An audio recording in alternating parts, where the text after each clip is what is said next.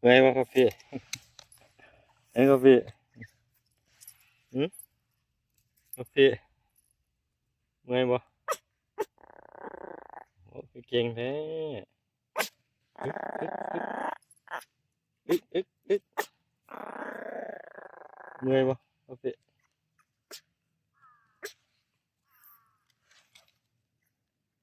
เมื่อยบ่อึ๊กอึ๊กอึ๊กโอ้เก่งเว้ยพาหมาน้อยมาขึ้นเขาครับพาหมาน้อยไปเที่ยวภูเขาครับ